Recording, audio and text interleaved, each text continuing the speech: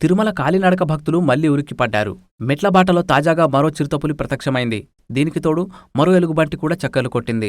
దీంతో భక్తులు హడలిపోతున్నారు. క్రూర మృగాలు ఎప్పుడు ఎక్కడ దాడి చేస్తాయోనని ప్రాణాలు అరిచేతిలో పెట్టుకుని మెట్లెక్కుతున్నారు. ఇప్పటికే మెట్ల దారిలో చిరుతల దాడిలో ఓ బాలిక బలి కావడం, మరో బాలుడు తీవ్రంగా గాయపడ్డంతో తాజాగా చిరుత ఎలుగుబంటి సంచారం గుబులు పుట్టిస్తోంది. డిసెంబర్ నెలలో తిరుమల కాలిబాట పరిసరాల్లో 13, 29 తేదీల్లో ట్రాప్ కెమెరాల్లో చిరుత కనిపించింది. మరోపక్క శ్రీశైలంలోనూ డిసెంబర్ 30 రాత్రి రత్నానంద స్వామి ఆశ్రమంలోని హోమగుండం దగ్గర గోడపై చిరుతపులి ప్రత్యక్షమైంది. భక్తులు భయంతో పరుగులు తీశారు. రింగ్ రోడ్డు దగ్గరలో ఆ పులి ఓ ఆవును చంపేయడంతో పరిసర ప్రాంతాల ప్రజలకు నిద్ర కరువైంది. అయితే శ్రీశైలానికి కాలినడకన వెళ్లే భక్తులు అతి తక్కువ మంది కావడంతో ముప్పేమీ లేనట్టే. తిరుమల మెట్ల దారిలో రోజు వేల మంది భక్తులు వెళ్తుంటారు. అలిపిరి మెట్ల మార్గంలో లక్షిత అనే బాలికను చిరుతపులి ఈడ్చుకెళ్లి చంపేశాక ఆ మార్గంలో భక్తుల సంఖ్య 3 రెట్లు తగ్గిపోయింది. ఒకప్పుడు 10,000 మందికి పైగా కాలినడకన వెళ్లగా ఇప్పుడు 3-4 వేల మంది మాత్రమే వెళ్తున్నారు. చిరుతల బారి నుండి కాపాడుకోవడానికి టీటీడీ అధికారులు కర్రలందిస్తున్నా భక్తులు భయపడుతూనే ఉన్నారు. భక్తులు గుంపులుగా వెళ్లాలని అధికారులు కోరుతున్నారు. ఈ ఉపాయాలు క్రూర మృగాల ముందు పనిచేయవనే వాదన వినిపిస్తోంది. చిరుతలను పట్టుకుని వేరే ప్రాంతాలకు తరలించడం కూడా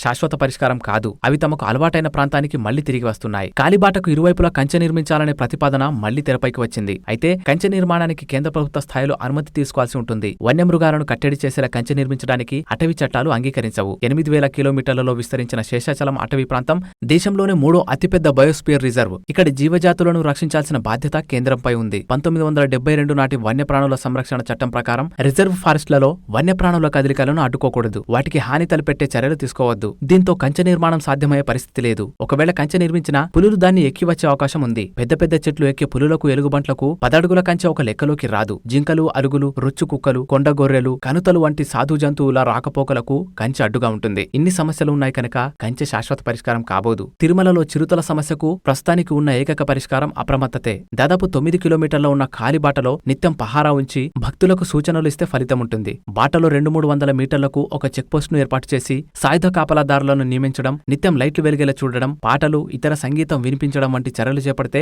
జంతువులను కాలిబాటలకు, పరిసరాలకు దూరంగా ఉంచొచ్చు. ఆర్థిక వనరులు, మానవ వనరులు సమృద్ధిగా ఉన్న టీటీడీకి ఈ పనులు అంత కష్టం కాదు. కర్రలు ఇచ్చేశాం పోరాడండి అంటూ చేతులు దులుపుకోకుండా పరిష్కారానికి నిర్మాణాత్మక కృషి చేస్తేనే కాలిబాటలో సమస్యలు పరిష్కారమవుతాయి. లేకపోతే పులులు కనిపించడం, భక్తులు భయపడడం, తేరుకోలేని విషాదాలు సంభవించడం మామూలు వ్యవహారంగా మారిపోతుంది. ఇప్పటికైనా టీటీడీ అధికారులు రంగంలోకి దిగి భక్తులకు అభయహస్తమివ్వాల్సిన అవసరం ఎంతైనా ఉంది.